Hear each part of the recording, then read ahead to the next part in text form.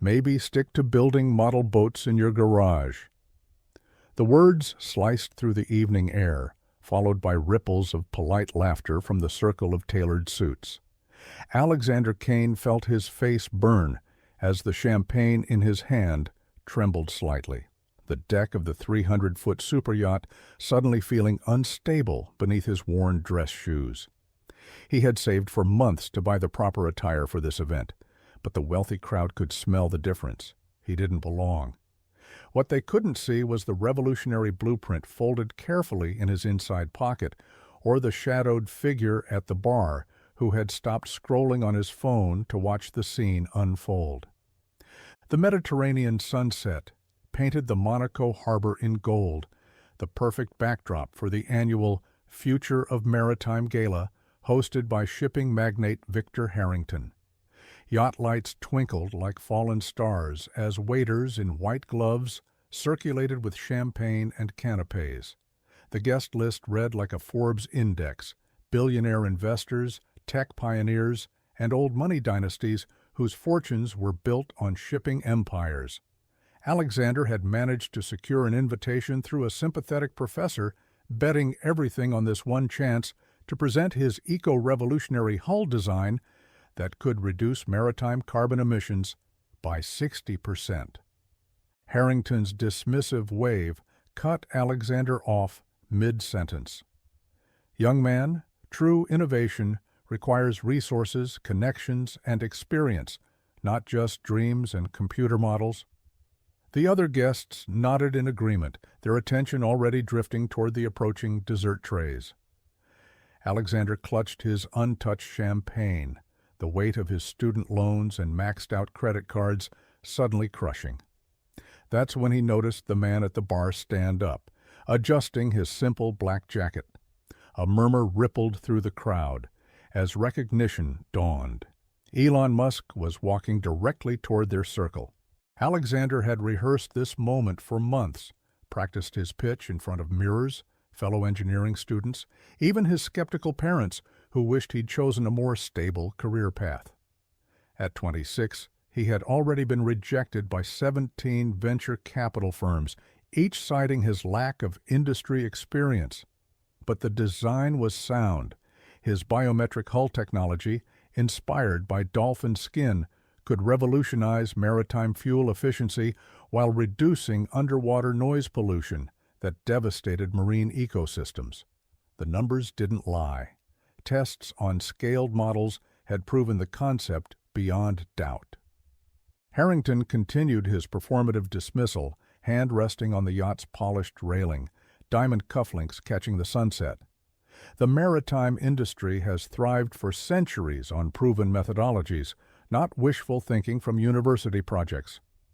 His guests smirked appreciatively, most holding significant investments in his traditional shipbuilding conglomerate. The tech mogul gestured toward his own vessel beneath them. This beauty cost $97 million and was built by real craftsmen, not computer algorithms. Alexander swallowed hard, watching his one chance dissolve into the Mediterranean evening. He had maxed out 3 credit cards just to fly to Monaco and buy the suit he was wearing. Every rejection letter, every dismissive email, every unanswered phone call had led to this moment, only to face the same wall of privilege he'd been fighting his entire career. The circle of wealthy guests subtly expanded to accommodate Elon Musk's approach, their postures straightening as if by invisible command. Conversation halted. Even Harrington's practiced smugness faltered momentarily. Musk moved with casual confidence, hands in pockets, his presence transforming the atmosphere without a word. Some guests discreetly raised phones to capture the moment, instantly sharing it across private social media accounts. "Mr. Harrington," Musk nodded, then turned toward Alexander with curious eyes. "I heard you mentioning a hull design. 60% carbon reduction, was it?" His direct question cut through the pretension like a knife through butter. Alexander blinked, momentarily stunned that Elon Musk had not only noticed him, but had been listening to his pitch from across the deck. Yes, sir. Actually, 63.8% in final simulations. Harrington recovered quickly, straightening his already straight tie. Elon, wonderful to see you.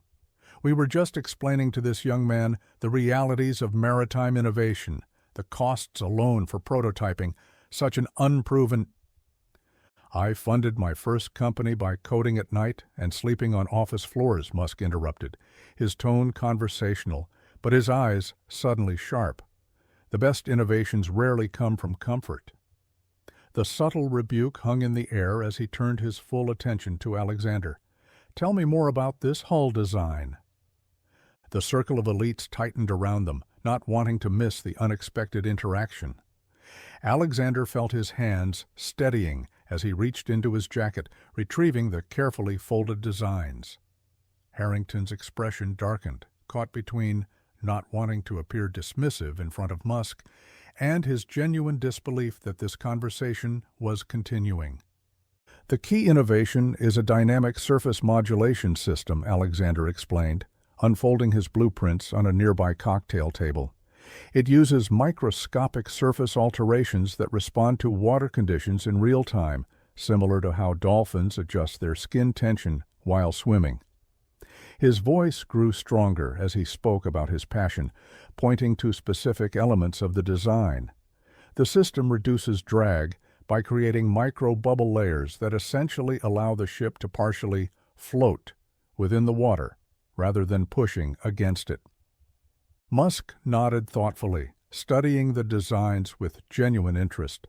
Several of the formerly dismissive guests leaned in closer, suddenly finding the concept fascinating now that Musk was engaged. Phones captured the moment from multiple angles. The unknown young man in his bargain suit explaining complex engineering to one of the world's most famous innovators. Revolutionary ideas don't care about your pedigree, Musk said, loud enough for everyone to hear. They only care if they work. He looked up at Alexander, a slight smile forming. And this might actually work. Harrington's practiced smile had calcified as he watched his carefully orchestrated evening slipping away. The shipping magnate cleared his throat, inserting himself back into the conversation with practiced authority. While theoretical designs are fascinating, Elon, the practical realities of maritime engineering involve regulatory hurdles that university projects simply can't address. He gestured to several distinguished guests. Admiral Wilkes here can attest to the rigorous safety standards that make revolutionary changes nearly impossible to implement. The retired naval officer nodded on cue. Indeed, international maritime law requires years of testing before... The same was said about reusable rockets, Musk interjected calmly, his fingers tracing the contours of Alexander's design, and electric vehicles and underground transit systems. His eyes remained on the blueprints. Regulatory frameworks adapt to innovation, not the other way around. The crowd's attention volleyed between the three men like spectators at a high-stakes tennis match. Several prominent investors who had arrived as Harrington's guests were now fully engaged with Alexander's concept, their earlier dismissiveness replaced by calculating interest. The social dynamics of the yacht were shifting perceptibly, power migrating from established wealth to potential innovation. Alexander felt a surreal clarity descend as he expanded on his design's technical specifications. This moment, explaining adaptive hydrodynamics to Elon Musk while Monaco's lights twinkled behind them, existed in stark contrast to his tiny apartment with its leaking ceiling and second-hand furniture. 3 years of rejection letters were being erased in real time. The mitigation of cavitation through this system would also dramatically reduce underwater noise pollution, Alexander continued, gaining confidence with each word. Current shipping routes are essentially creating acoustic highways that disrupt whale migration and breeding patterns. This design could reduce ship noise by approximately 47 decibels. Musk's eyebrows raised slightly, a subtle tell that those familiar with him recognized as genuine interest. Environmental impact combined with efficiency gains, he mused. That's the sweet spot for next-generation transportation technology. Harrington's composure cracked momentarily as he watched several of his investors exchange contact information with Alexander. The shipping magnate set his champagne glass down with calculated precision and adjusted his stance to recapture the group's attention. "Let's be practical for a moment," Harrington said, his voice cutting through the growing excitement. "A concept like this would require tens of millions in development before a functioning prototype could even be considered. No offense to our young friend, but passion doesn't fund manufacturing." He turned to Alexander with a smile that didn't reach his eyes. "How much capital have you raised so far?" The question hung in the air, a deliberate reminder of the vast chasm between ideas and execution, between potential and reality. The other guests shifted uncomfortably, suddenly remembering the practical world of balance sheets and return on investment that governed their decisions. Alexander felt the brief window of opportunity beginning to close. "I've been focused on perfecting the technology before seeking major investment," he admitted, the words sounding hollow even to himself. The truth, rejection after rejection from every potential funder, remained unspoken. "Exactly my point," Harrington nodded, satisfaction creeping back into his expression. "Innovation requires infrastructure, not just inspiration." Musk had been quiet, scrolling through something on his phone while the exchange continued. Now he looked up, his expression unreadable. "What's your name?" he asked Alexander directly. "Alexander Kane, sir?" Musk nodded, then addressed the group while continuing to type on his phone. "The first round of funding is always the hardest. It's when you're separating the visionaries from the followers." He turned his phone around, showing a financial news app. Tesla stock closed up 4% today. That translates to about $7 billion in increased market cap. A small smile played at the corner of his mouth. "I think I can spare a few million to test a good idea." The deck fell silent as the implications of Musk's casual statement registered. Alexander stood frozen, certain he had misheard or misunderstood. Harrington's expression cycled rapidly through disbelief, calculation, and finally a tightly controlled neutrality. "That's very generous, Elon," Harrington recovered, "but surely proper due diligence would—" "I've been following biomimetic engineering developments for years," Musk interrupted, his focus entirely on Alexander now. "The problem has always been scaling the microscopic adaptations to industrial applications." He tapped Alexander's blueprint. "This modulation approach might actually solve that." The phones around them were working overtime now, discreetly capturing every moment. The narrative was irresistible: the unknown engineer, the skeptical establishment, and the billionaire maverick recognizing overlooked genius. By morning, this scene would spread across social media, taking on the quality of modern folklore. Alexander struggled to find his voice. "Mr. Musk, I don't know what to say." "Say you're ready to build it," Musk replied simply. "Innovation moves at the speed of decision-making, not the speed of committees." He gestured toward Harrington and his circle. "Traditional industries often reject the very innovations that eventually transform them." Harrington's jaw tightened, the implicit criticism landing precisely as intended.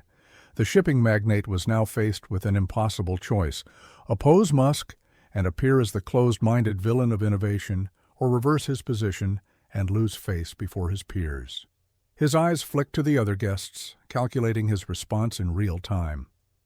"Perhaps," Harrington said carefully, "there might be potential for collaboration rather than competition." His tone suggested this magnanimous pivot was his idea all along. "My facilities could potentially assist with prototype development, provided the proper arrangements were made." Musk's slight smile acknowledged the transparent attempt to save face. "Collaboration is always welcome," he said. then turned to Alexander with unexpected intensity. "But first, convince me. You have 2 minutes to explain why this isn't just another clever idea that dies in development.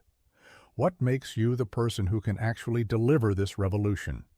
The yacht fell silent. Cocktail glasses froze midway to lips, conversations halted mid-sentence, and all eyes turned to Alexander. The test had transformed from theoretical to immediate, no longer about his design, but about his character, his resilience, his worthiness to stand among giants. Even the gentle lapping of waves against the hull seemed to quiet in anticipation. Alexander took a deep breath, acutely aware that this moment would define his future. The intimidating presence of both Musk and Harrington might have silenced him months ago, but something had changed. Perhaps it was desperation born from countless rejections, or perhaps it was the clarity that comes when everything you've worked for hangs in the balance. "Building ships the way we do today is killing our oceans," Alexander began, his voice finding unexpected strength. "It's not just about fuel efficiency or cost, it's about survival." He gestured toward the moonlit Mediterranean surrounding them. "Ocean shipping produces more carbon than most countries.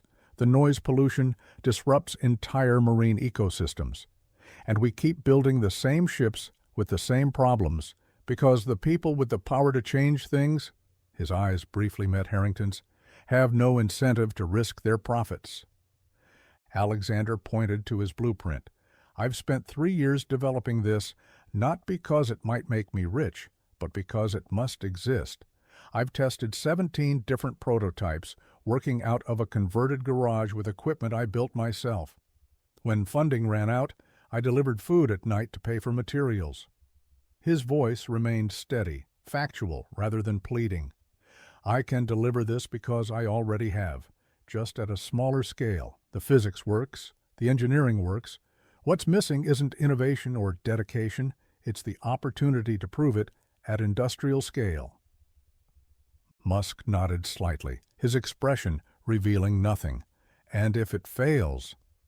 "Then we learn why and build version 18, Alexander answered without hesitation. "Failure is data. I've already failed countless times to get here." A ghost of a smile touched Musk's face. The tech mogul turned to address the gathered elite, his casual posture belying the intensity of his words.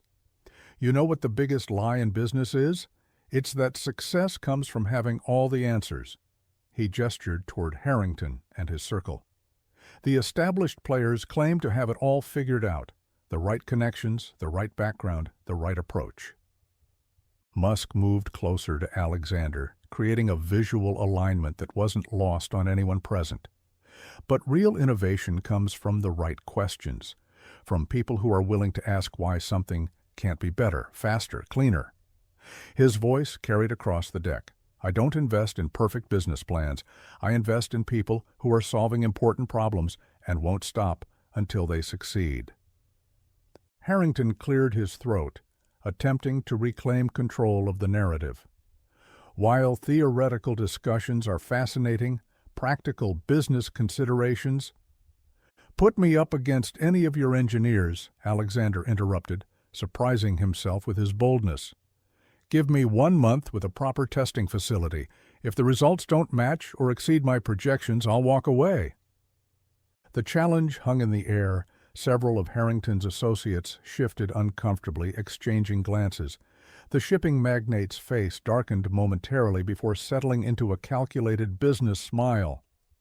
"My company has invested billions in current technologies," Harrington said smoothly. "Stakeholder responsibility requires prudent evaluation of—" "I'll fund the test myself," Musk interjected. He turned to Alexander. 1 month, full access to SpaceX materials engineering facilities in Hawthorne. We'll build a scale prototype and document everything." He extended his hand. "If it works, we move forward with production development." Alexander grasped Musk's hand, the surreal moment crystallizing into tangible reality through physical contact. Cameras captured the handshake from multiple angles. The billionaire innovator and the unknown engineer, the establishment's worst nightmare, meritocracy in action. This is exactly why American innovation continues to lead the world, a silver-haired investor declared, strategically aligning himself with the new direction of the wind, finding talent wherever it exists. Others quickly followed suit, their earlier dismissiveness conveniently forgotten. Harrington watched his carefully cultivated evening transform before his eyes. The narrative had shifted irrevocably. Alexander was no longer an interloper to be dismissed, but a visionary to be embraced. With practiced corporate adaptability, Harrington chose survival over pride. Harrington Maritime would, of course, be interested in participating in these tests, he announced, extending his own hand to Alexander. Perhaps a joint development agreement could be arranged. The young engineer hesitated just long enough for the moment to be noticed by those watching closely. Then, with remarkable composure, he accepted Harrington's handshake. "I'd welcome collaboration with established manufacturers. This technology should benefit the entire industry." The gracious response earned approving nods from the gathered elite. It was the perfect resolution to the tension: innovation embraced, establishment redeemed, collaboration triumphant. The feel-good narrative was complete, ready to be shared across social platforms with inspirational captions about disruption and opportunity. Only Musk caught the steel behind Alexander's accommodating words. The young engineer had navigated the social complexities masterfully, neither gloating in his victory nor capitulating to the power structures that had nearly crushed his innovation. It was exactly the combination of technical brilliance and strategic thinking that separated successful innovators from mere dreamers. "Tomorrow morning, 9 a.m., Musk said quietly to Alexander as conversations resumed around them. "My people will contact you with details." He nodded toward the blueprint. "Bring everything you have. The work starts now." The Mediterranean sunrise painted the harbor in soft golds and pinks as Alexander stood at the yacht's railing, watching Monaco slowly awaken.